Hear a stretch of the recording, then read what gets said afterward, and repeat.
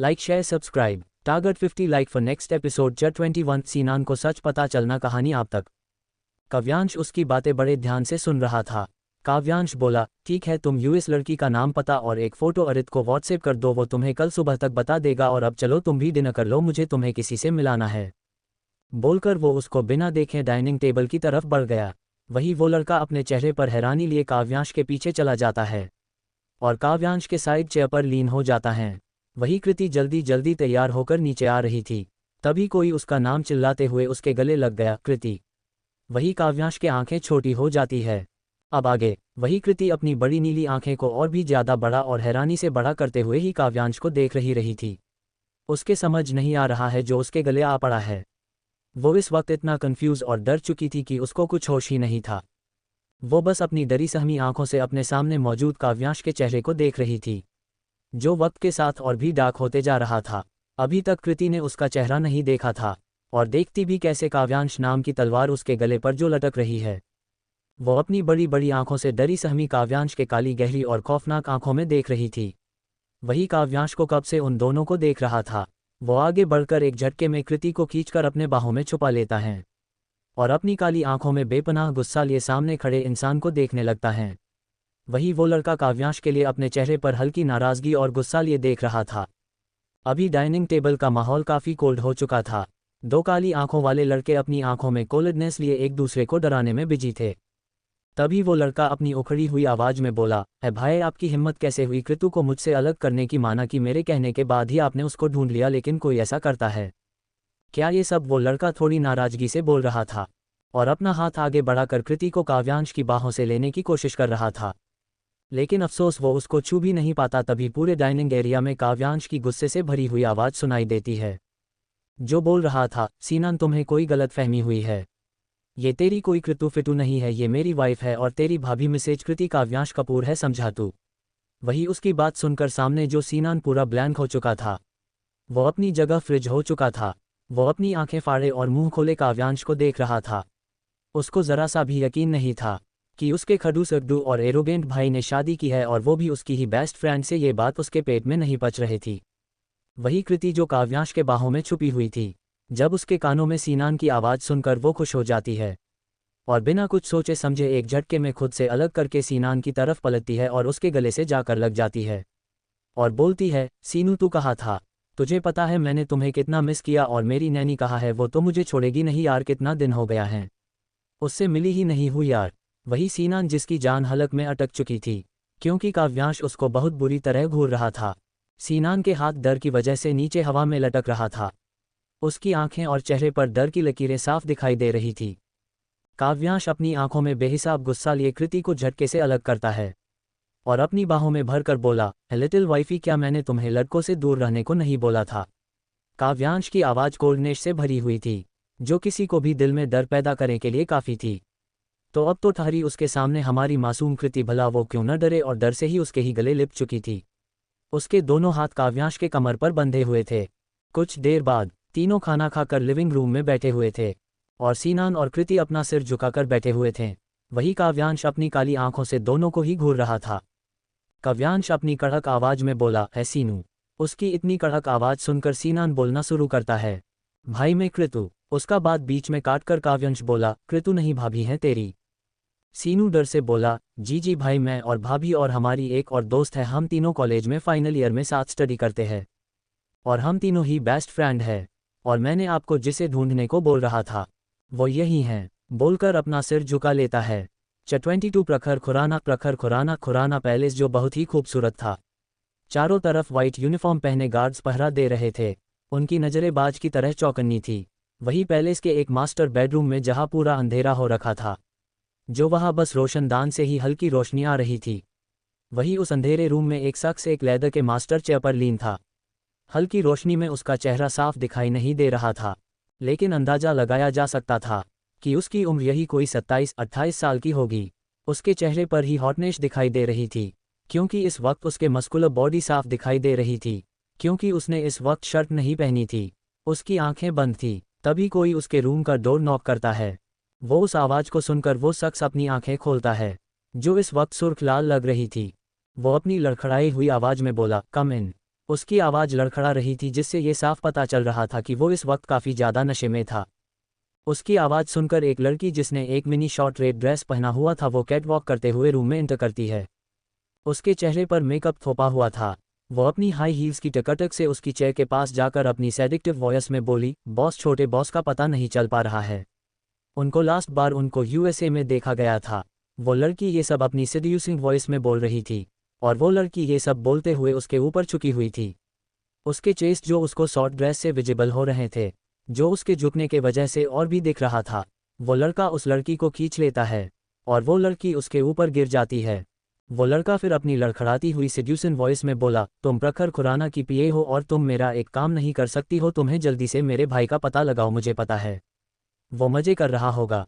तभी वो लड़की जो उसके ऊपर लीन थी वो बोलती है, जी बॉस पता कल तक चल जाएगा। ये बोलकर उसके खुले हुए सीने पर हाथ फिराने लगता है और ऐसे ही उनकी रोमांटिक हो चुकी थी। प्रखर खुराना ये खुराना इंडस्ट्री के सीईओ हैं जो कि निहार खुराना का बड़ा भाई हैं। अब आगे इनके बारे में जानेंगे। कपूर विला। तीनों खाना खाकर लिविंग रूम में बैठे हुए थे और सीनान और कृति अपना सिर झुकाकर बैठे हुए थे। वही काव्यांश अपनी काली आंखों से दोनों को ही घूर रहा था। काव्यांश अपनी कड़क आवाज में बोला, सीनू।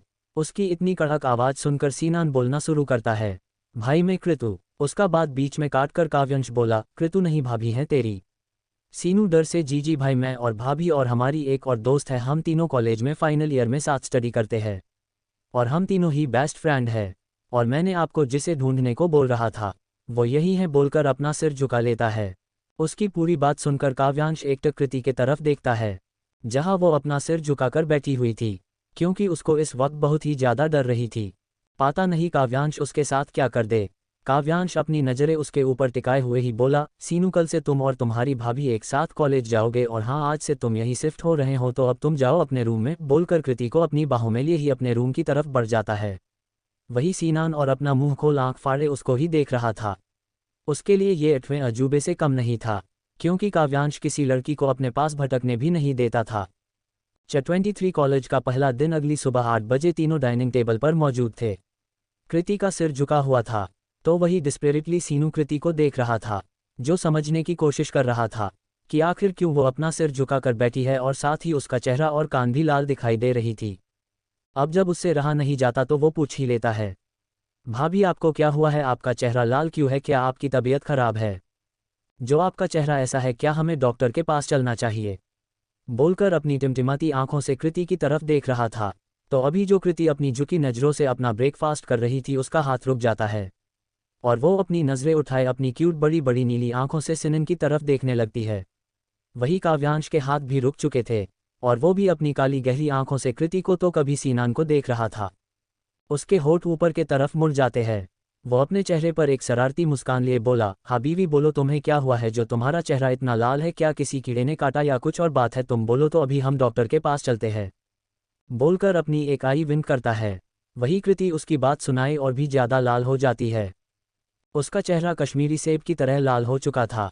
तभी कृति के मन में सुबह डाइनिंग टेबल के आने के पहले को बातें याद आती है जब वो रेडी होकर बाहर आने को होती है कि तभी पता नहीं काव्यांश कहाँ से चला आता है और फ्लैशबैक जब कृति अपने रूम से बाहर आने को होती है कि तभी कोई उसको पीछे से गले लगाकर उसके नेक पर अपने होंठ से सहलाने लगता है। वही कृति तो डर से चीखने ही वालों थी कि तभी उसके कान में एक जानी पहचानी आवाज़ पड़ती है जो बोल रहा था, माय लिटिल एंजल वाइफ, ये मैं हूँ, तुम्हें डरने की कोई ज़रूरत नहीं है। मैग्नेटिव वॉइस सुनकर उसके बॉडी में घुस बॉम्ब आने लगते हैं। वो अपनी आंखें मिच लेती है क्योंकि ये आवाज़ और ये खुशबू को अब वो पहचानने लगी है। ये काव्यांश था जो कृति को देखकर अपना कंट्रोल नहीं कर पाया और उसके करीब आ गया था। कृति ने इस वक्त black fit jeans, white shirt, उसके ऊपर ब्लैक कोट डाल रखा था, पैरों में वाइट शूज डाल हुआ था, बालों को हाई पोनी की हुई थी, होठों पर न्यूड पिंक लिपस्टिक, आंखों में गहरा काजल थी, गले में छोटा सा मंगलसूत्र था जो कपड़े में छुप गया था, साथ ही उसके मांग में सिंदूर भी थी जो बालों से छुपा हुआ था। वो बहुत ही खूबसूरत लग रही थी। काव्यांश उसको देखकर बहुत ही मुश्किल से खुद को कंट्रोल कर रहा था और इस वक्त दोनों ही एक दूसरे की आंखों में देख रहे थे। काव्यांश उसके आंखों में देखते हुए ही उसके होठ को अपनी होठ से कवर कर लेता है और अपनी सख्त रेड पतले होठ से कृति के होठ से पिंक होठ को स्मूथली स्मूच और सख्त करने लगता है।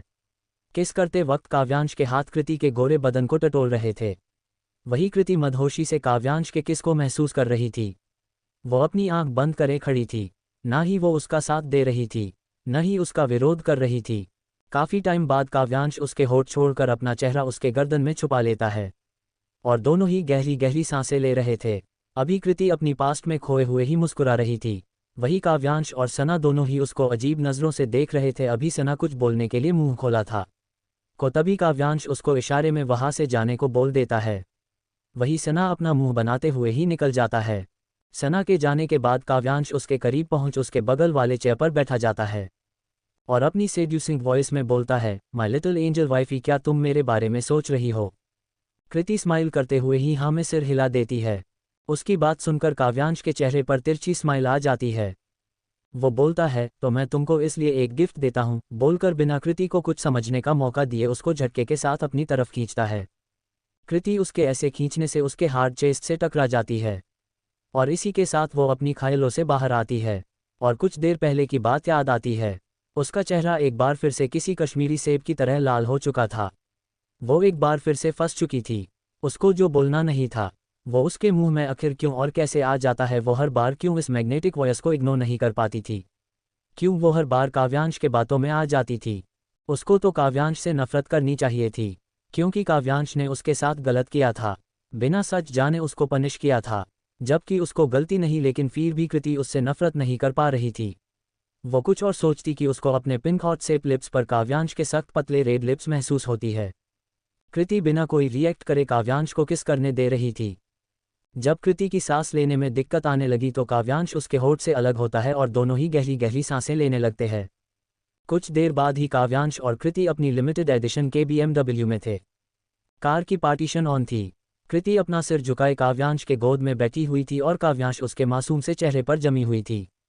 तभी काव्यांश उसके झुके हुए चेहरे को ऊपर उठाकर अपनी सर्द आवाज में बोला, कॉलेज में जाने के बाद लड़कों से दूर रहना, और अगर कोई तुम्हें बुली करे तो सना को बता देना। और ये कहते हुए ही काव्यांश कार की ड्रॉर से एक लिमिटेड एडिशन की एक मोबाइल फ़ोन निकालकर कृति के हाथों में रख देता है और बोलता है, इसमें मेरा आरित और सना का नंबर सेव है, कुछ परेशानी हो तो मुझे या आरित को कॉल कर सकती हो, और हाँ याद रहे कोई भी लड़के से मिलोगी नहीं, समझी, उनसे दूर ही रहोगी।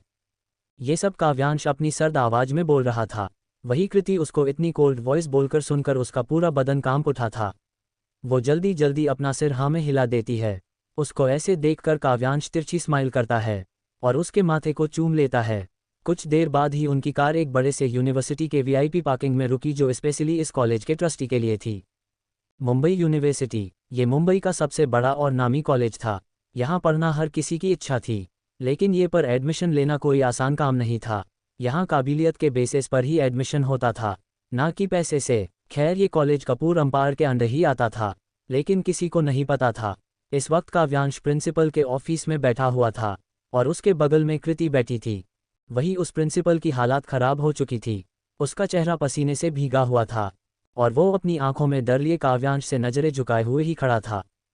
तभी उस केबिन में काव्यांश की कोल्ड वॉयस गूंजी, जो बोल रहा था, ये है मेरी बीवी कृति काव्यांश कपूर। तो आप समझ ही चुके हैं ये कौन है, तो आप ध्यान रखिए कि इनको कोई परेशान नहीं करे और इनका ध्यान रखिए। अपनी बात बोलकर वो कृति के साथ वो बाहर निकल गया। वही प्रिंसिपल अभी तक सदमे में था, उसको कुछ समझ नहीं आ रहा था, और जब आया तो काव्यांश उसके केबिन से जा चुका था। वही बाहर काव्यांश कृति की माथे को चूम कर बोलत है, अच्छे से पढ़ना, और हाँ कोई भी प्रॉब्लम हो तो कॉल कर लेना, समझी, और हाँ सबसे इम्पोर्टेंट बात, लड़कों से दूर रहना। ये लास्ट वाली लाइन में कृति अपने लिए वार्निंग साफ झलक रही थी। वो उसके माथे की चूम कर निकल जाता है। कृति अपनी खाली आंखों से काव्यांश को देख रही थी। उसको कुछ समझ नहीं आ रहा था कि आखिर को क्या करे, कैसे समझे काव्यांश को। वो जितना उसे समझना चाहती थी वो उतना ही उलझ कर रह जाती थी। वो अभी भी उस तरफ देख रही थी कि तभी पीछे से सना की आवाज़ सुनाई देती है, जो बुला रहा था, भाभी आप यहाँ पर क्या कर रही है, आपको पता है ना अभी क्लास शुरू होने वाली है। वो आगे भी कुछ बोलता कि तभी कृति बोलती है, सना यार तुम मुझे अब भी भाभी क्यों बोल रहे हो?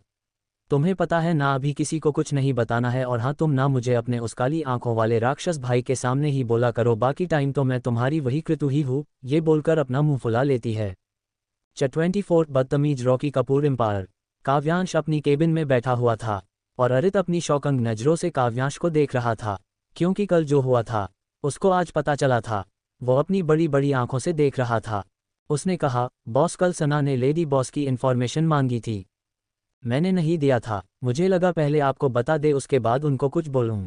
अपनी बात बोलकर अरित चुप हो जाता है। काव्यांश अपनी रोलिंग चेयर को रोस्ट करते हुए बोलता है, उसकी कोई ज़रूरत नहीं है, मैंने उसको बता दिया है। ये सब काव्यांश अपनी कोल्ड वॉयस में बोल रहा था। तभी काव्यांश बोलता है, आरित तुम कृति की और सना की सिक्योरिटी बढ़ा दो। उसकी बात सुनकर अरित हाँ में सिर हिला देता है। वो उसको हाँ सुनकर काव्यांश उसको बाहर जाने को इशारा कर देता है। अरित उसके इशारे को समझकर उसको ग्रीट करके अपने केबिन में चला जाता है। काव्यांश अपनी रोलिंग चेयर से उठाकर अपने केबिन के ग्लास वॉल से टिक कर खड़ा हो जाता है और अपनी काली गहरी आंखों से मुंबई की भागती दौड़ती गाड़ियों को अपनी काली आंखों से घूरने लगता है। उसको आंखों में कुछ था जो वो सोच रहा था, समझ रहा था, लेकिन फिर भी वो कुछ नहीं कर सकता था। वो सिलेंटली ग्लास वॉल से खड़े हुए ही बाहर के नज़ारे को कैद कर रहा था। यूनिवर्सिटी। सना की बात सुनकर कृति उसकी हाँ में हाँ मिलाकर क्लासरूम की तरफ बढ़ जाता है। वो अभी आधे रास्ते में ही खड़े थे कि तभी कोई उनके सामने आ जाता है। वो अपनी लिश्टी आंखों से कृति को घूरने लगता है और अपनी आवाज़ को सेड्यूसिंग वॉइस में बोलता है, क्या बात है मेरी बुलबुल, आज इतने दिनों बाद तेरे दर्शन हुए हैं। कृति और सना अपनी जलती आंखों से सामने खड़े रॉकी और उसके चमचे को देख रहे थे। सना कुछ बोलने को हुआ था कि तभी कृति उसका हाथ पकड़ लेती है और साथ साइड से निकल जाती है। वही रॉकी और उसके चमचे को उन दोनों को ऐसे जाते हुए देखकर चुपचाप जाते देखकर एक भद्दी हंसी हंसने लगते हैं। उसकी ऐसे हंसी को सुनकर सना बोलता है, कृति तुमने मुझे रोका क्यों अभी में? उद्धरण चिन्ह।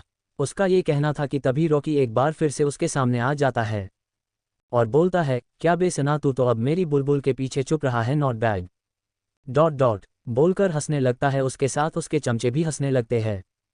कृति और सना की हाथों की मुट्ठी बन चुकी थी क्योंकि रॉकी की बातें सुनकर उसका उन लोगों का पारा हाई हो चुका था। तभी सना अपना दांत पीसते हुए ही बोलता है, तुम अब बहुत ही ज़्यादा बोल रहे हो, तुम्हारे लिए ये अच्छा नहीं है। सना की बात सुनकर रॉकी के पीछे जो उसका चमचा था वो बोलता है, यार रॉकी ये तेरा साला बोला देख तो, जो अपनी बहन के पीछे हमेशा छुपता। उद्धरण चिन्ह।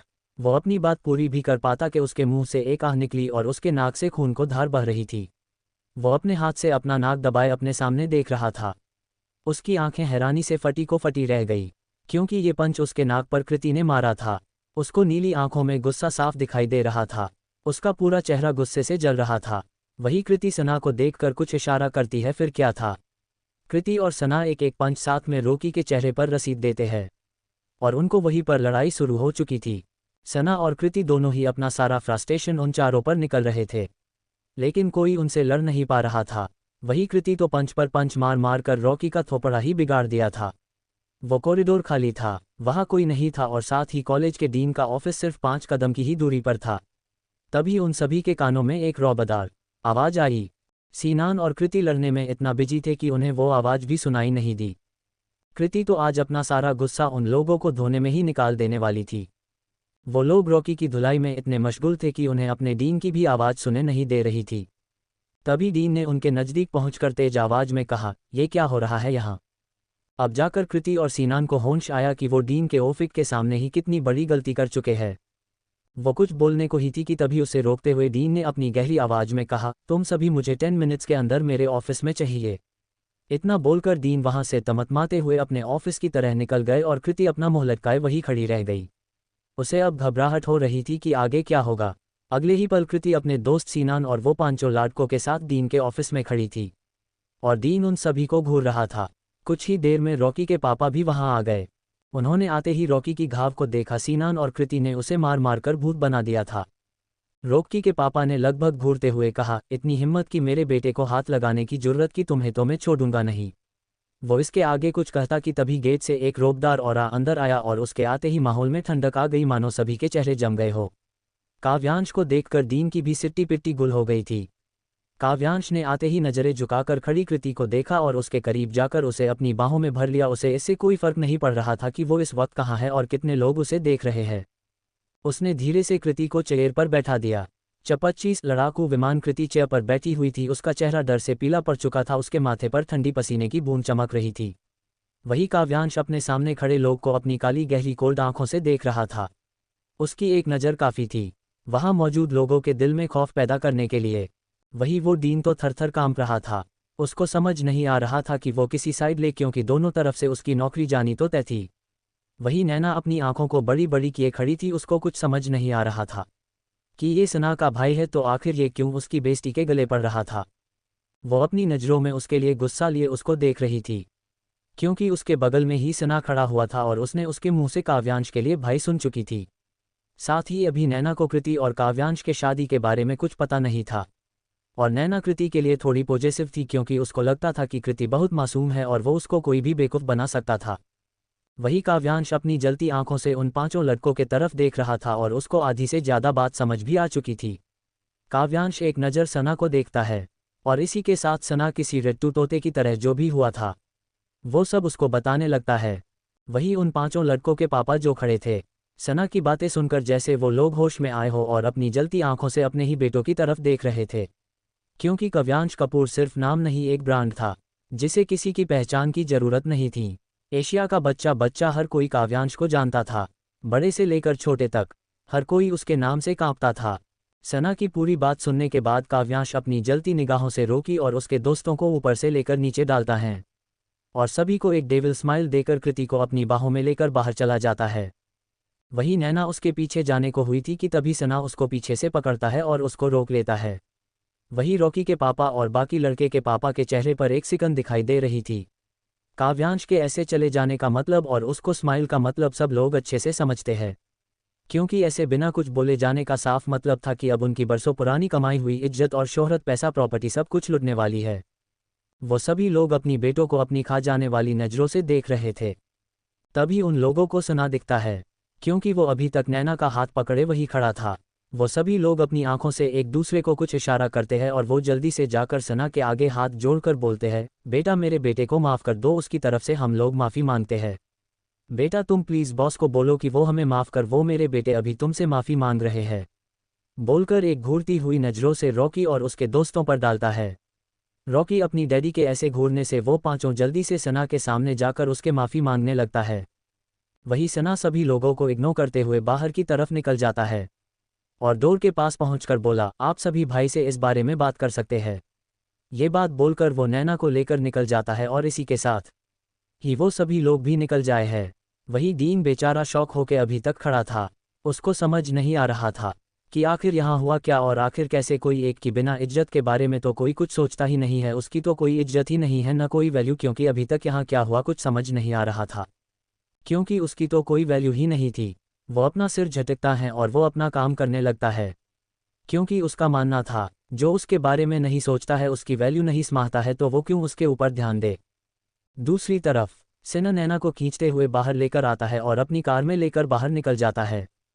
कार में नैना, जिसका चेहरा गुस्से से लाल हुआ पड़ा था, वो अपने गुस्से से भरे हुए ही बोली, सना मेरी जाना को तेरा भाई क्यों ले गया, आखिर उसकी इतनी हिम्मत जो उसने मेरी जाना को लेकर गया, उसको मैं छूडूंगी नहीं, तुम देखना अगर वो मुझे मिल गया ना दोबारा तो मैं उसको छूडूंगी नहीं।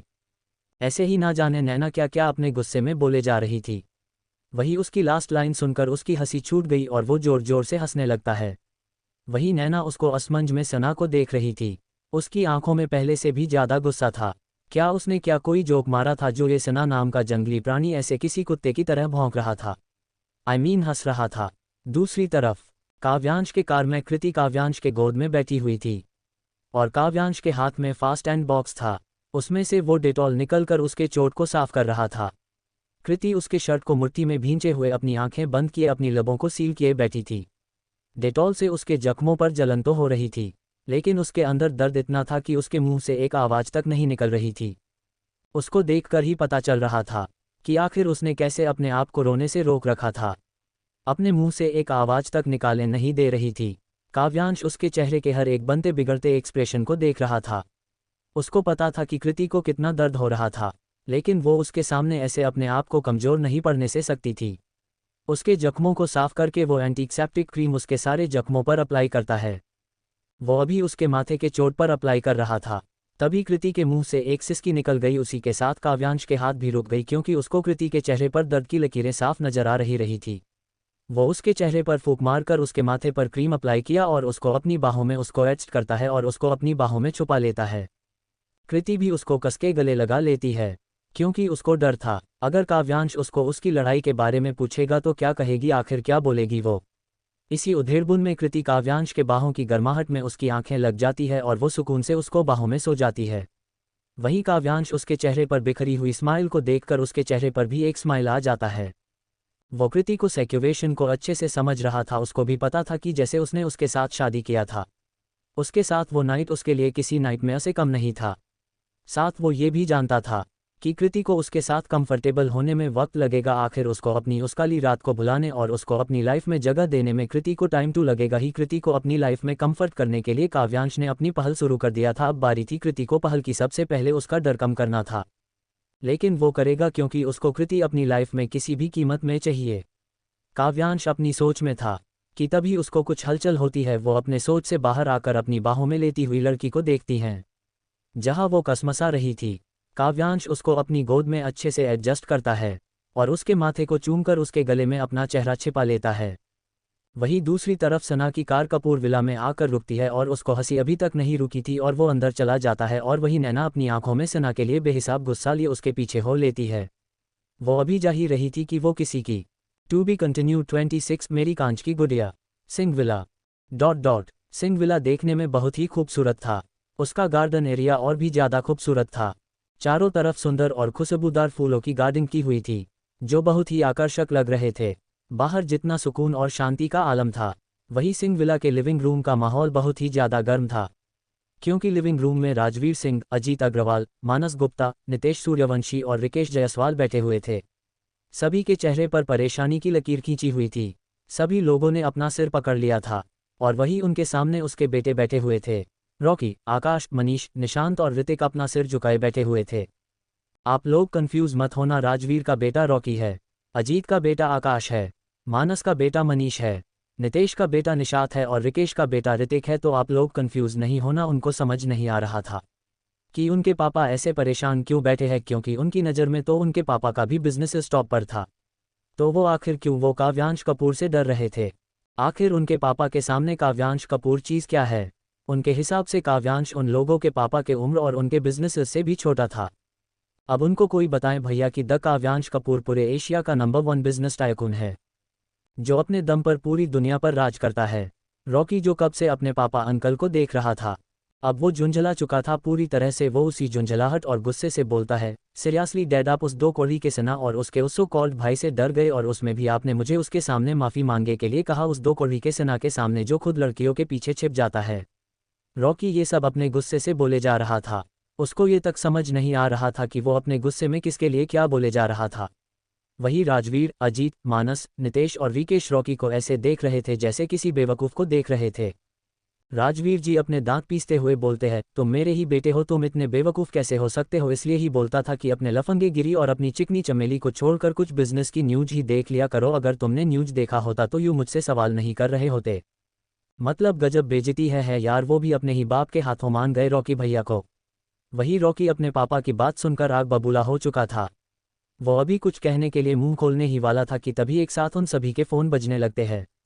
सारे लोग एक दूसरे के चेहरे को फिर अपने मुंह को देखते हैं, जहां पर उनके असिस्टेंट का कॉल आ रहा था। वो सभी लोग काव्यांश से कांटेक्ट करने की कोशिश कर रहे थे, लेकिन हो नहीं पा रहा था।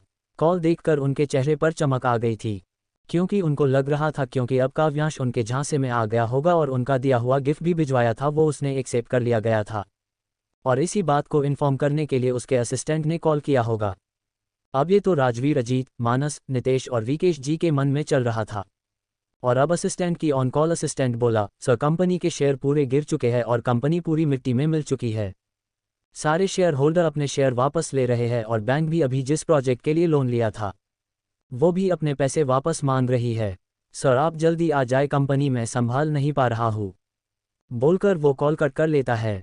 वही जो उन पांचों के चेहरे पर थोड़ी देर पहले जो उनके चेहरे पर चमक नजर आ रही थी, अब वो उसके पर परेशानी, डर, तकलीफ ने ले ली थी।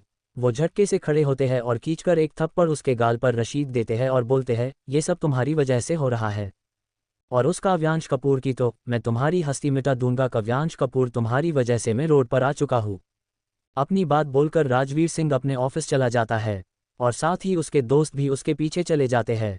उन पांचों ही बेस्ट फ्रेंड थे और उनके साथ ही अब उनके बेटे भी फ्रेंड थे। वही रॉकी और उसके दोस्त सभी अपने गालों पर हाथ रखे हुए थे और खड़े थे। उनका मुंह हैरानी से खुला हुआ था।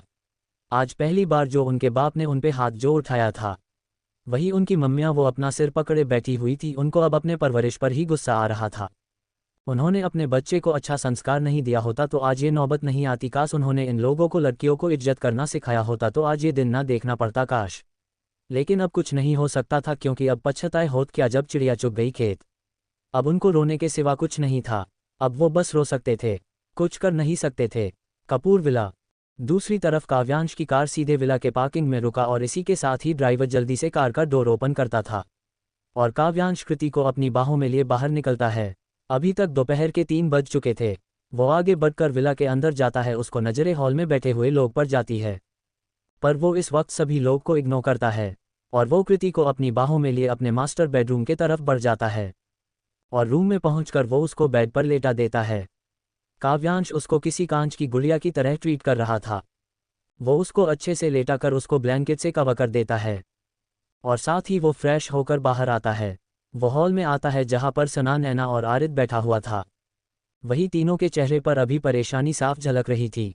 जैसे ही काव्यांश को नीचे आता हुआ देखता है, सना अपनी सवालों की पुड़िया लेकर उस पे टूट पड़ता है। भाई भाभी को क्या हुआ है और आप ऐसे भाभी को गोद में लिए क्यों आए?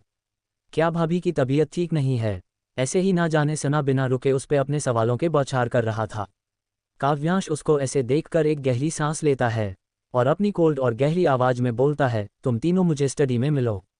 27 वाओ साली साहिबा, आप तो कमाल की निकली। अपनी बात बोलकर काव्यांश अपनी तेज कदमों से स्टडी के तरफ चला जाता है और वही सभी लोग उससे असमंजस में देखते हैं, लेकिन कहता कोई कुछ नहीं, वो तीनों ही आगे बढ़ जाता है। कुछ देर बाद सभी स्टडी में थे और सभी बैठे हुए थे। तभी काव्यांश कोल्ड और गहरी मगर शांत आवाज में बोला, कृति को कुछ नहीं हुआ है, वो बस सो चुकी है। क्या तुम दोनों मुझे बता सकते हो कि कृति को ऐसे लड़ने की क्या जरूरत थी? और तुम दोनों को भी मैंने तुम्हें पहले से ही बोला था ना सना, अगर कुछ हो तो मुझे कॉल करना, लेकिन तुम तो अकेले ही बाहुबली बनने चले थे। आज के बाद तुम तीनों किसी से भी लड़ाई नहीं करोगे, अगर कोई प्रॉब्लम हो तो मुझे या फिर अरिद को कॉल कर सकते हो। बोलकर वो गहरी नज़र सना और नैना पर डालता है। उसकी इतनी ठंडी आवाज़ को सुनकर उनकी जान सूख चुकी थी। वो दोनों ही हाँ में अपना सिर हिला देते हैं। नैना अपनी टिमटिमाती हुई आंखों से काव्यांश को देखते हुए ही बोली, देखिए सर, मैं आपको पहले से बता दे रही हूँ, अगर आप मेरी जाना से टाइम पास कर रहे हैं तो पहले ही बता दीजिए। वो बहुत ही ज़्यादा सेंसिटिव है और उसका वो बहुत ही मासूम है। उसको जो बोलता है वो उसी को सही मान लेती है, क्योंकि वो बहुत ही मासूम है। उसको सही गलत समझ नहीं आती है। उसके सामने जो जैसा दिखता है वो वही मान लेती है और आप अगर उसको यूज़ करके छोड़ देंगे तो आपके लिए अच्छा नहीं होगा। आप होंगे एशिया के नंबर 1 बिजनेस टायकून, लेकिन अगर आपने मेरी कृतु को धोखा दिया तो मैं आपको जान से मार दूंगी, भले ही उसके बाद मुझे जेल ही क्यों ना जाना पड़े। नैना एक सांस में ही अपनी बात बोल गई थी। साथ ही उसने काव्यांश की आंखों में आंखें डालकर बोला था। वही सना और आरित उस लड़की मतलब नैना को अपनी आंखें फाड़े हुए देख रहे थे। अब उनको इस लड़की के लिए डर लगा रहा था। उनको लग रहा था कि अब इस लड़की के पास सिर्फ कुछ ही सेकंड बचे हुए हैं। आखिर इस लड़की में इतनी हिम्मत कैसे आई जो ये लड़की ऐसे काव्यांश कपूर को उसके आंखों में आंखें डालकर उसके मुंह पर धमकी दे। वो दोनों अपनी नज़रों में सहानुभूति लिए नैना को देख रहे थे। वही नैना जो ये सब बोलने के लिए उसने अपने शरीर की सारी हिम्मत बटोर ली थी, वो सब बटोर कर उसने काव्यांश को ये सब बोला था। उसको कितना डर लग रहा था वो तो बस वही जानती थी। उसको ऐसा लगा रहा था जैसे उसका दिल उछलकर बाहर आ जाएगा। वही सना उसको देखते हुए ही अपने मन में बोला, ये चोरनी तो बड़ी हिम्मत वाली निकली, ऐसे हमारे हार्थलेस डेविल बॉस के सामने उसके मुंह पर ही बोल दिया, मानना पड़ेगा। वही सीनान अपनी पागल बड़बोली दोस्त को बचा लेने के लिए बस भगवान से प्रार्थना कर रहा था।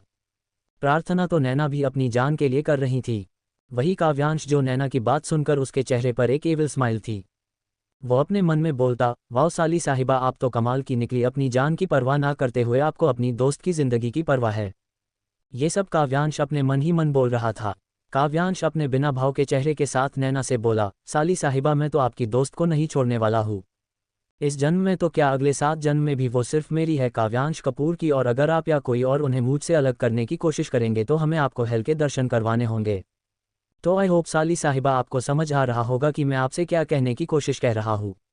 बोलकर काव्यांश उठा जाता है और स्टडी के डोर के पास पहुंचकर रुकता है और बोला, और हाँ, आप आज से यही शिफ्ट हो रही है।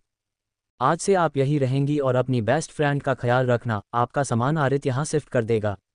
अपनी बात बोलकर वो अपने रूम के लिए निकल गया। वही नैना हैरानी से अपनी आंखें बड़ी किए डोर की तरफ देख रही थी जहाँ से अभी अभी काव्यांश बाहर गया था। वो अपनी हैरान भरी नज़रों से अपने सामने खड़े सना को तो कभी अरित को देख रही थी। रात के वक्त डाइनिंग टेबल सभी लोग डाइनिंग टेबल पर कृति, काव्यांश, सना, आरित और नैना बैठे हुए थे और कृति के चेहरे पर एक खुशी नजर आ रही थी। और उसके खुशी से भरी चेहरे को देखकर काव्यांश के दिल को भी सुकून मिल रहा था। To be continued. Hello my sweet readers, आज का चैप्टर कैसा लगा कमेंट में ज़रूर बताएं और कमेंट ज़रूर करें यार। आप लोग एक वन के लोग चैप्टर रीड करते हैं तो ना ही कमेंट आते हैं और ना ही लाइक, तो पल्स सपोर्ट करें यार आप लोग। एंड माय स्वीट रीडर्स, मेरे हुकुमसा को मैं अपने एग्जाम के बाद कंटिन्यू करूंगी तो आप लोग अप्रैल तक इंतजार करें। एंड इतना प्यार देने के लिए बहुत बहुत शुक्रिया। Support this novel. Blind game of marriage. कहते हैं इस जिंदगी में शादी एक खेल ही तो जिसे हम इस जिंदगी में जीते और खेलते हैं, लेकिन तब क्या हो जब इस शादी को एक ब्लाइंड गेम की तरह खेला जाए जिसमें ना वो जिसे देख पाए ना ही उसकी असलियत जान पाए। ये कहानी है कियारा की, जो अपने ही पापा के असिस्टेंट पर दिल हार जाती है, लेकिन उसके पापा चाहते हैं कि वो शादी करे विधान सिंघानिया से जो उन्हें बर्बाद करना चाहता है। वही कियारा की दोस्त नाज, जो किसी मजबूरी से इवांश अग्निहोत्री से शादी तो कर लेती है लेकिन आज वो चाहती है डाइवोर्स, जिसे पता ही नहीं कि उसकी शादी हो चुकी है। तो वही कियारा और नाज की दोस्त शहजाद, जिसे वो अपने से ज़्यादा प्यार करती है लेकिन किसी कारण से उसकी आंखें चली जाती है, जिस वजह से उसकी शादी एक ऐसे इंसान से हो जाती है जिसे वो उसकी ब्लाइंडनेस की वजह से हमेशा के लिए छोड़कर चला जाता है। आखिर किसे चुनेगी कियारा? विधान को, जिसे फिजिकली डिसेबल्ड बताया जाता है, जो कभी नहीं बोल सकता, जो हैंडसम नहीं है, या उसे जिस पर वो दिल हार चुकी? क्या ले पाएगी नाज डाइवोर्स, जिसे पता ही नहीं कि शादी हो गई है उसकी? क्या शहजा बचा पाएगी अपनी ब्लाइंडनेस से इस रिश्ते को? कि आएगा कुछ ट्विस्ट? जानने के लिए पढ़ते रहिए ब्लाइंड गेम ऑफ मैरिज। ये स्टोरी मेरी लाइब्रेरी में मिल जाएगी, प्लीज़ एक बार जरूर पढ़े। 28 the mafia king black devil. वही दूसरी तरफ राजवीर और वो सभी लोग अपने ऑफिस में अपना सिर पकड़कर बैठे हुए थे। उनके चेहरे से अंदाजा लगाया जा सकता था कि क्या हुआ होगा। जिसका डर था वही हुआ। वो पांचों बैंक करप्ट हो चुके थे और बैंक वालों ने अपना पैसा चुकाने के लिए उनकी जितनी प्रॉपर्टी थी उसको नीलाम करने को कह दिया था। साथ ही उनकी कंपनी भी थोक के भाव बिकने वाली थी। इसके साथ ही उनका विला मेंशन और भी कई प्रॉपर्टी थी जो उनके हाथ से छीन चुका था और वो बस हाथ में हाथ रख कर बैठे हुए थे, कुछ कर नहीं सकते थे। उनके हाथ से सब कुछ रेत की तरह फिसल रहा था और वो लोग कुछ समझ नहीं आ रहा था कि कैसे ये सब रोके, लेकिन वो लोग ये भी जानते थे कि अब कुछ नहीं हो सकता है। काव्यांश कितना बेरहम है ये पूरी दुनिया जानती थी। वो बस शकल से ही हैंडसम था, उसका दिल तो शैतान का था जो सब कुछ तबाह करने को तैयार रहता था। वो पांचों शांत बैठे हुए ही थे कि तभी उनका फ़ोन फिर से एक बार उसी तरह से बजा। इस आवाज़ को सुनकर पांचों की जान सूख चुकी थी, क्योंकि पिछले बार भी ठीक इसी तरह से उनका फ़ोन बजा था। वो अपनी आंखों को फैलाए हुए एक दूसरे को देखने लगते हैं। एक दूसरे को देखने के बाद वो अपना फ़ोन देखते हैं, जहां पर एक मैसेज था जिसमें एक ब्लैक डेविल का इमोजी था। और उस मैसेज को देखकर ही उनके हाथ पैर ठंडे पड़ चुके थे, क्योंकि ये कोई आम मैसेज नहीं था। ये the mafia king black devil था, जो काव्यांश से भी ज़्यादा खतरनाक, खूंखार और बेदिल इंसान था, जिसकी ज़िंदगी में रहम नाम की कोई चिड़िया ही नहीं थी। इसका सिर्फ एक उसूल था, एक वार्निंग लेटर देना। उसके बाद जो उसकी बात मानता तो ठीक, नहीं तो जीते जी नरक के दर्शन करवा देता और प्रॉपर्टी पैसा जाता मिट्टी में मिल। सो अलग इसकी यही खासियत थी, कोई जिए या मरे उसको किसी से कोई मतलब नहीं था। वही वो पांचों के चेहरे पर हैरानी साफ नजर आ रही थी। उनको समझ ही नहीं आ रहा था कि उन्होंने जब और कैसे इस the mafia king black devil को ऑफेंड कर दिया। उन्होंने तो काव्यांश कपूर को ऑफेंड किया है और उसका खामियाजा उनको अपनी सालों को मेहनत को बर्बाद करके चुकाना पड़ा। उसकी बरसों पुरानी मेहनत सब एक झटके में उसके हाथ से रेत की तरह फिसल गई और वो लोग कुछ नहीं कर पाए। वो सब लोग के मन में अब पहले से ही भी ज़्यादा बुरे बुरे ख्याल आ रहा था। उनको समझ नहीं आ रहा था कि आखिर ये ब्लैक डेविल का मैसेज, उनका वार्निंग मैसेज उनको क्यों आया। वो खोलना तो नहीं चाहते थे, लेकिन उनको देखना तो था ही। वो लोग अपनी कांपते हुए हाथों से उस वार्निंग मैसेज को ओपन करता है। उसमें लिखी हुई बातों को पढ़कर उनकी आंखें हैरानी से फैल गई। एकाएक ही उन पांचों की नज़रें मिली और उनकी नज़रों में कुछ आकार गुजर गया। उनके चेहरे पर दर्द, घबराहट, हैरानी, परेशानी और भी कई तरह के भाव उनके चेहरे पर देखे जा रहे थे। राजवीर जी अजीत, मानस, नितेश, रिकेश जी की तरफ देखते हैं और अपना मोबाइल उनके सामने कर देते हैं। उसके मोबाइल को देखकर वो सब भी अपना अपना मोबाइल उनके सामने कर देते हैं। उन लोगों के मैसेज लगभग सेम ही थे, क्योंकि उनके सामने उनका काला चिट्ठा था। उन्होंने अपनी जवानी में कितने लड़कियों के साथ गलत किया था, पैसे के वजह से उनकी ज़िंदगी खराब कर दी थी और उनकी सारी प्रॉपर्टी भी अपने नाम कर लिया था। उस वार्निंग मैसेज में साफ शब्दों में लिखा हुआ था कि उन्होंने जो जो किया है वो कबूल करे और अपना जुर्म कबूल करने के बाद जेल की हवा खाए, नहीं तो उनके बेटा और बेटी और उनकी पत्नी जान से जाएगी। और इसी के साथ ही उस पर छोटी सी वीडियो क्लिप थी जिसमें ब्लैक डेविल के मास्क पहने लोगों ने उनके फैमिली वालों पर स्नाइपर से निशाना लगाया हुआ था और उनको सिर्फ एक कमांड की ज़रूरत थी। उसके बाद उन लोगों का काम तमाम था। वो सब उस वीडियो को देख कर सकते में आ चुके थे। अब अगर उनको अपनी फैमिली सही सलामत चाहिए थी तो उनको अपने आप को कुर्बान तो करना ही था। कपूर विला, रात के वक्त डाइनिंग टेबल। सभी लोग डाइनिंग टेबल पर कृति, काव्यांश, सना, आरित और नैना बैठे हुए थे और कृति के चेहरे पर एक खुशी नजर आ रही थी। और उसके खुशी से भरी चेहरे को देखकर काव्यांश के दिल को भी सुकून मिल रहा था। सभी लोग खाना खा रहे थे। वही अरित के ठीक सामने नैना बैठी खाना खा रही थी और वो खाते वक्त बहुत फनी लग रही थी। अरित धीरे से अपना मोबाइल निकल कर एक पिक क्लिक कर एक लेता है और चुपचाप अपना खाना खाने लगता है। वहीं सना तो बिना किसी की परवाह किए एकदम बेफिक्र होके खा रहा था, ऐसे लग रहा था जैसे उसको खाने को ही नहीं मिला है। कृति एक नज़र काव्यांश को देखती है जो उसी को देख रही थी। एक पल को दो आंखें चार होती है और अगले ही पल कृति अपने नजरें फेर लेती है। उसके चेहरे पर अलग ही नूर था आज, जो आज से पहले काव्यांश में कभी नहीं देखा था। और ऐसे कृति का अपने पर से नजरें फेरना काव्यांश के होठों पर एक ना दिखाने वाली छोटी सी मुस्कान ले आई। सभी का खाना हो चुका था और सब अपने अपने रूम में जा रहे थे। अब सिर्फ काव्यांश और कृति बच्चे थे। कृति उठने ही वाली थी कि तभी काव्यांश उसको अपनी बाहों में उठाकर रूम की तरफ बढ़ जाता है और एक सर्वेंट को कुछ इशारा करता है। काव्यांश का रूम। काव्यांश कृति को संभालकर उसको बेड पर बैठाता है और उसको उसका दवाई देता है। कृति दवाई को देखकर अजीब सा मुंह बनाने लगती है, लेकिन काव्यांश को देखकर वो कुछ नहीं बोलती और चुपचाप उसको खा लेती है। दवाई खाने के बाद काव्यांश अपने पॉकेट से निकलकर उसे एक कैंडी देता है। कृति की आंखें कैंडी को देखकर चमक जाती है और वो लगभग काव्यांश के हाथ से उस कैंडी को छीनकर खाने लगती है। कृति बड़े चाव से उस कैंडी को खा रही थी और बहुत क्यूट क्यूट मुंह बना रही थी। कैंडी खाते वक्त पूरी बच्ची बन चुकी थी, क्योंकि उसके मुंह पर अभी भी कुछ कैंडी लगी हुई थी, वो भी उसके होठों पर, जो काव्यांश को अपनी ओर अट्रैक्ट कर रहे थे। कृति तो बस अपनी धुन में बस कैंडी खाए जा रही थी, लेकिन काव्यांश उसका तो गला ही सूख चुका था। वो कृति के हॉट से पिंक लिप्स को अपनी इंटेंस भरी नजरों से देख रहा था। कृति कैंडी का बाइट जैसे ही लेती उसका मुंह का पाउट बनता और उसके लिप्स बाहर की तरफ निकल आते, जो और भी अट्रैक्टिव लगते हैं। काव्यांश अपनी हाथों के मुट्ठी बनाए हुए कृति को अपनी इंटेंस भरी नजरों से देख रहा था और अपने आप को कंट्रोल करने की कोशिश कर रहा था, लेकिन सब बेकार था। वो कृति को एक झटके से उसको कमर से पकड़ के खड़ा करता है और बिना वक्त गंवाए उसके पिंक हॉट शेप लिप्स को अपने पतले होठ के बीच में लेकर दबाव बनाने लगता है। वो बहुत ही प्यार से उसके होठ को चूमने लगता है। वो बहुत ही सॉफ्टली चूम रहा था और उसके ऊपर वाले लिप्स को सक और स्मूच कर रहा था। काव्यांश उसको चूमे जा रहा था। वो उसको छोड़ने को तैयार ही नहीं था। वही कृति उसके किस किस को एंजॉय कर रही थी। उसकी आंखें बंद थी और वो घिरे घिरे कृति उसका साथ दे रही थी। जब कृति को सांस लेने में दिक्कत हो रही थी तभी कृति उसके सीने में मारने लगती है, लेकिन काव्यांश उसको छोड़ने को तैयार ही नहीं था। तभी कोई उनके रूम का डोर नॉक करता है, लेकिन काव्यांश सुनने को तैयार ही नहीं था। वो तो बस खोए हुए ही उसके होठों को चूमे जा रहा था। तभी एक बार फिर से डोर नॉक होता है। काव्यांश को अब गुस्सा आ रहा था। वो मजबूरी में कृति के होठों को आज़ाद करता है और उसके माथे से लगकर दोनों ही गहरी गहरी सांसें लेने लगते हैं। कृति के पैर काव्यांश कमर पर लिपटे हुए थे और वो उसके सीने से लिपटे हुए गहरी गहरी सांसें ले रहे थे। काव्यांश कृति को बेड पर बिठा देता है और उसके माथे को चूम लिया है और जाकर डोर ओपन करता है। उसके सामने एक मेड खड़ी थी, उसका सिर झुका हुआ था और उसके हाथ में एक दूध का ग्लास था। काव्यांश उसके हाथों से ग्लास लेता है और डोर लॉक कर देता है और ट्रे को लेकर कृति के पास जाकर खड़ा हो जाता है। वही कृति अपना सिर हेडरेस्ट से टीका रखा था और उसकी आंखें बंद थी।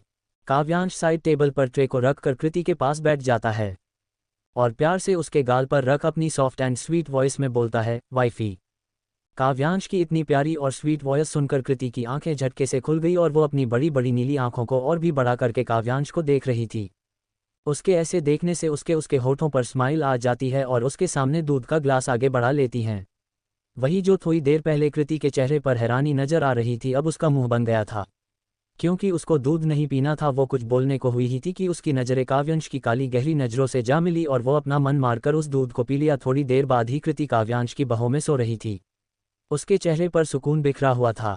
एक अनजान जगह, दूसरी तरफ एक अंधेरे कमरे में जिनमें रोशनी के नाम पर बस एक पीली लाइट जल रही थी, जो बहुत ही छोटी थी और उसकी कम रोशनी में कुछ भी साफ देखा नहीं जा सकता था। वही एक मास्टर लेदर किंग चेयर थी जिसपे ब्लैक डेविल का लोगो लगा हुआ था। उस चेयर पर एक शख्स बैठा हुआ था जिसकी पीठ डोर की तरफ थी। तभी कोई डोर ओपन करता है और अंदर आता है। वो चेयर पर बैठे एक खतरनाक शख्सियत को ग्रीट करता है और वो उसको बताता है, बॉस जैसा आपने कहा है वैसे ही मैंने किया है, लेकिन मुझे एक बात समझ नहीं आ रहा है, बोलकर वो चुप हो जाता है।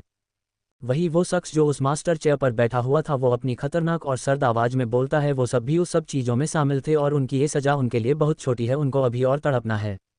अपनी बात बोलकर वो शख्स अपनी खतरनाक हंसी हंसने लगता है उसकी हंसी इतनी खतरनाक और खौफनाक थी कि किसी के भी दिल में खौफ पैदा कर तुरंत अपनी पेंट गीली कर ले।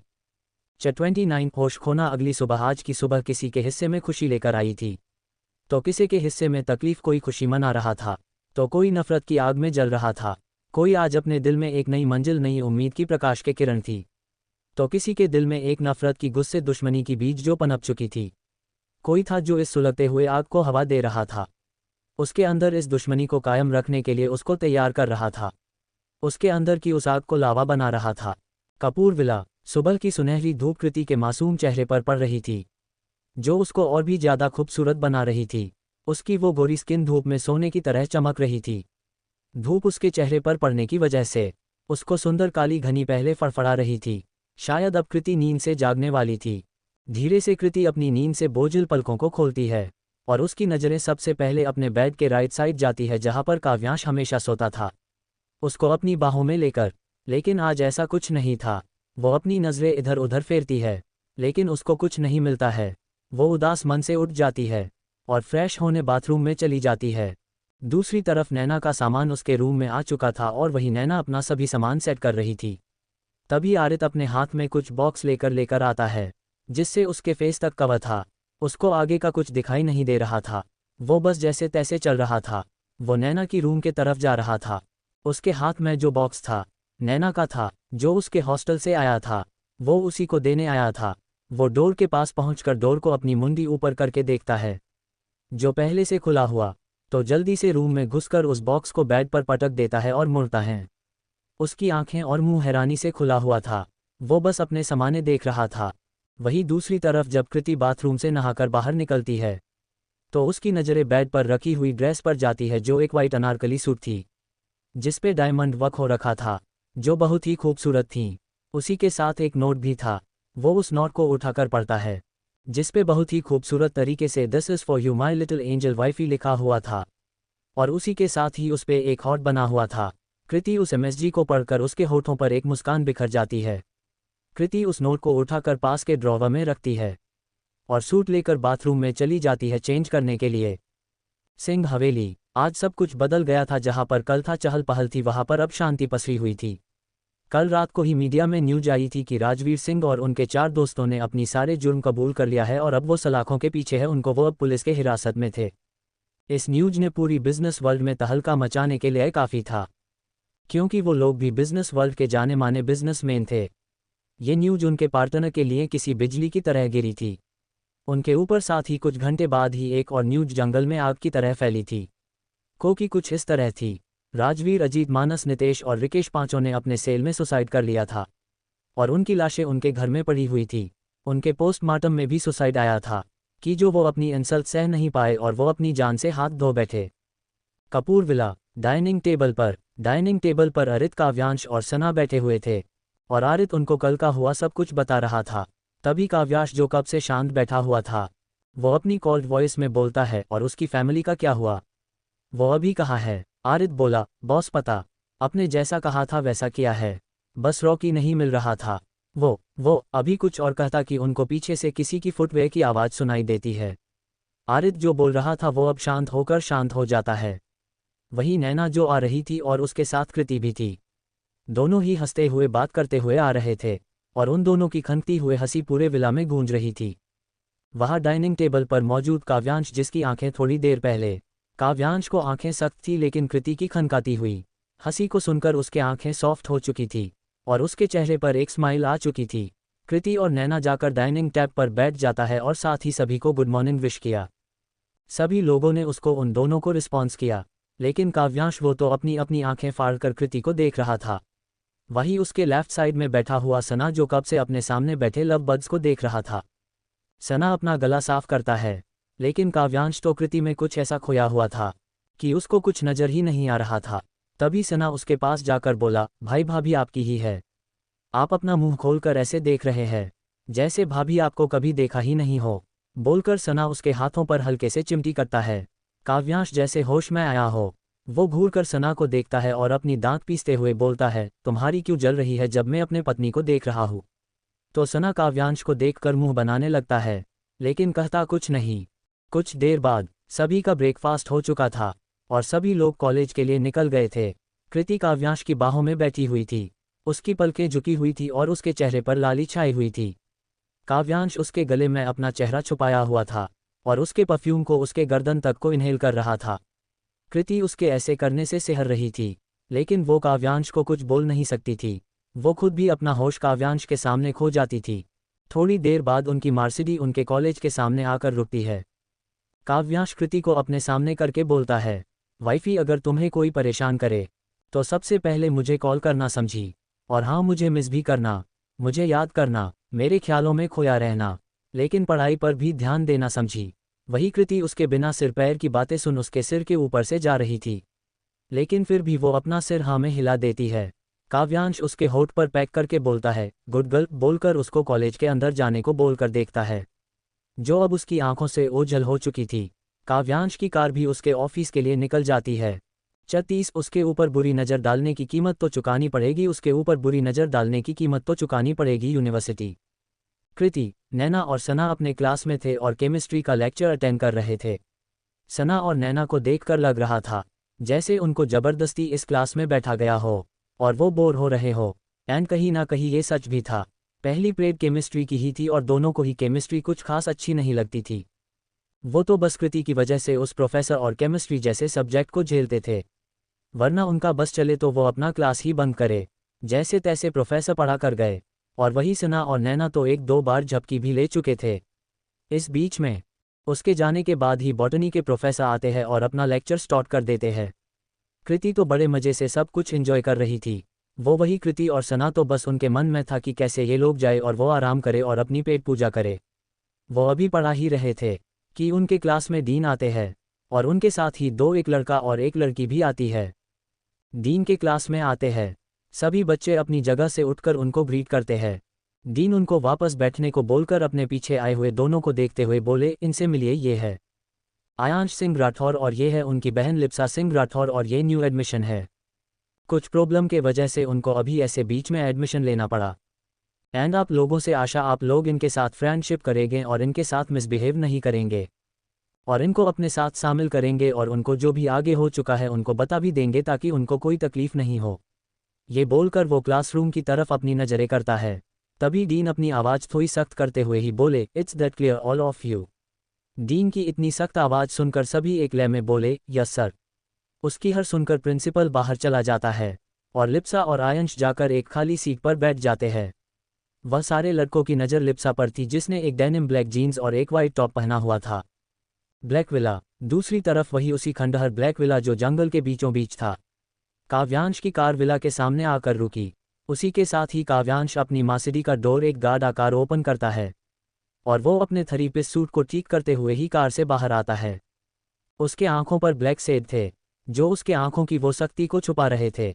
उसके पीछे ही अरित भी कार से बाहर निकाला। आरित अपने काव्यांश के पीछे जाते हुए ही बोले, बॉस यहाँ सब है, लेकिन रॉकी का कुछ पता नहीं चल रहा है। हमारे आदमी काम में लगे हुए हैं, लेकिन अभी तक कोई अपडेट नहीं है। काव्यांश जिसके कदम विला के अंदर की तरफ बढ़ रहा थे, वो अरित की बात सुनकर रुक जाते हैं। आरित खुद भी रुक जाता है।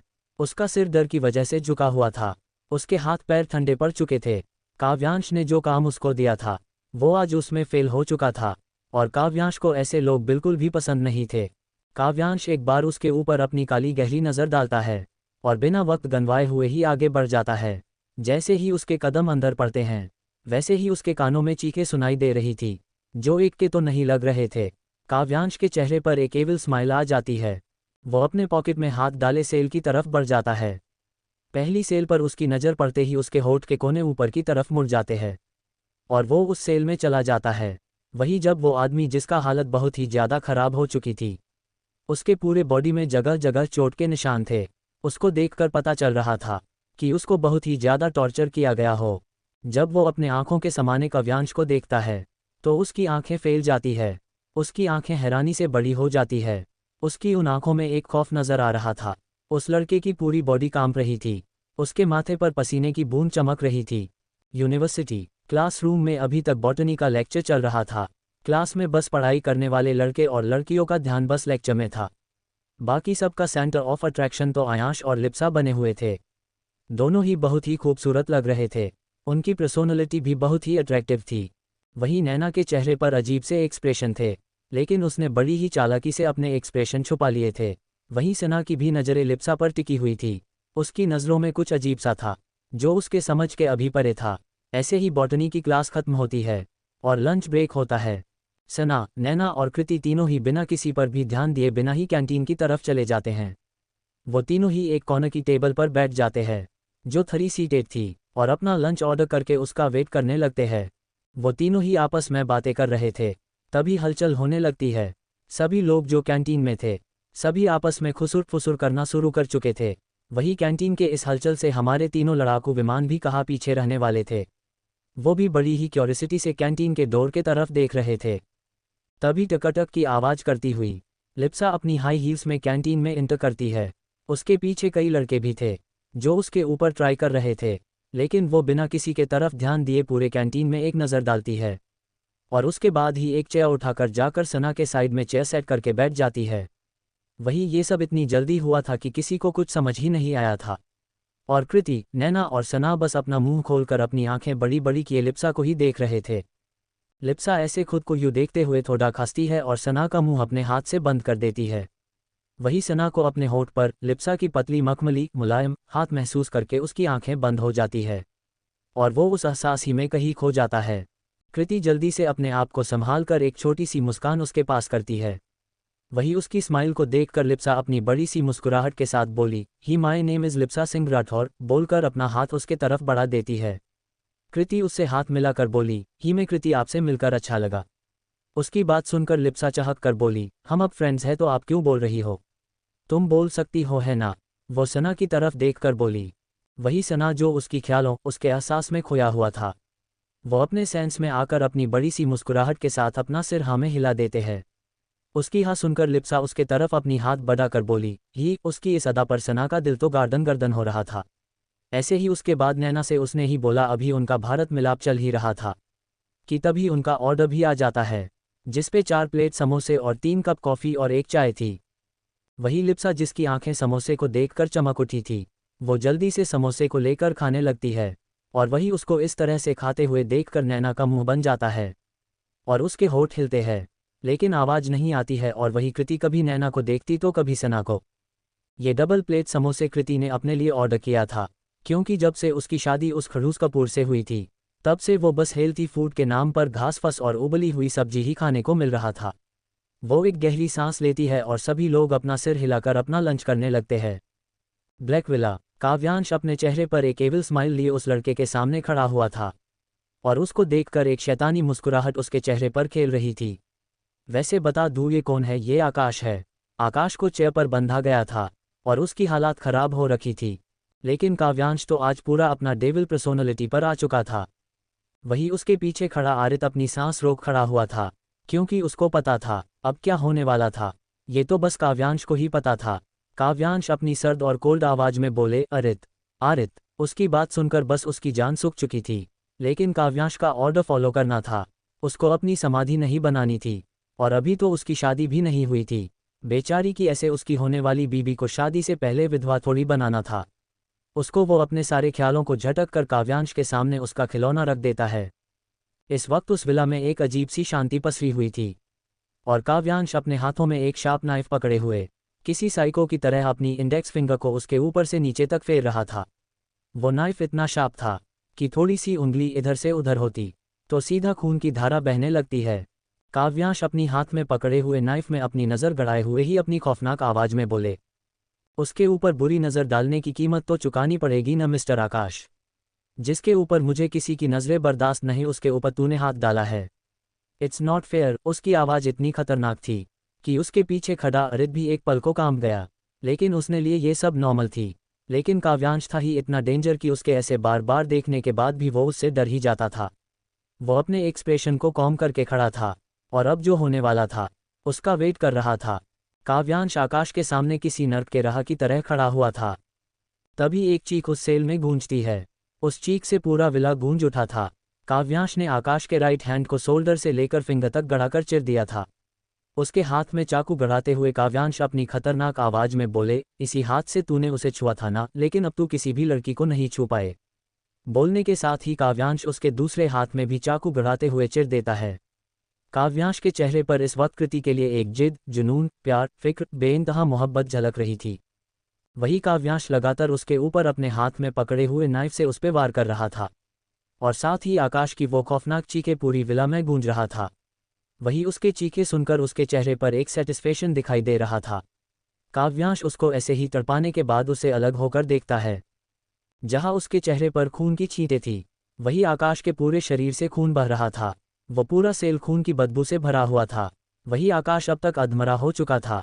वो बेहोशी के हालात में जा चुका था। काव्यांश आरित को एक नज़र देखता है। आरित तुरंत उसके हाथ से नाइफ लेकर उसके तरफ एक गन बढ़ा देता है।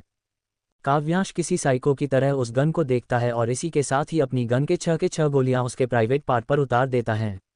उसी के साथ ही आकाश की चीख उस विला के हर कोने में पहुंच जाती है और इसी के साथ वह एक अजीब सी शांति ले लेती है। आकाश की ऑन द स्पॉट डेड हो चुकी थी। वही विला में फैले हर एक गार्ड्स डर से अपनी आंखें मिच हुए थे, क्योंकि आकाश की चीख इतनी दर्द भरी थी कि किसी के दिल में भी उसको सुनकर खौफ पैदा हो जाए। हालांकि उन सभी को हर सिचुएशन के लिए ट्रेन किया गया था, लेकिन काव्यांश का टॉर्चर इतना भयानक था कि किसी के भी पेंट गीली हो जाए। काव्यांश उस सेल से निकाल जाता है और उस सेल में जाता है जहां पर मनीष, निशांत और ऋतिक को रखा गया था। उसकी भी हालत बहुत ही खराब हो रखी थी। उनका भी हाल आकाश की तरह था। उनको देखकर लग रहा था कि उनको पूरी रात टॉर्चर किया गया हो। काव्यांश उसके पास जाता है और उनको वैसे ही टॉर्चर करता है। किसी के हाथ के उंगलियों को काट रहा था। वो किसी की आंखें के बीचों बीच चाकू गड़ा देता। लास्ट में उनको ऊपर पहले बर्फ पानी, उसके बाद उनके ऊपर खौलता हुआ पानी। उन तीनों की दर्द भरी चीख निकल रही थी, लेकिन वहां उनको चीख सुनने के लिए कोई नहीं था। जितने भी लोग थे सब उनको घिन भरी नज़रों से देख रहे थे। उनकी हालत बद से बददार हो चुकी थी। उनको मांगने पर मौत भी नसीब नहीं हो रही थी। अब वो कैसे भी मरना चाहते थे, लेकिन अभी उनको मौत नसीब नहीं थी। उनकी सांसें धीमे चल रही थी। काव्यांश अपनी सर्द आवाज में बोले, इन चारों को काला के समाने छोड़ दो। बोलकर काव्यांश उस विला के एक सेल में जाता है और 15 मिनट बाद वापस आता है। उसने अपने कपड़े बदल लिए थे और अब वो विला से निकलाकर बाहर चल जाता है। उसके पीछे आरित भी चला जाता है। Like, share, subscribe target 50 like for next episode.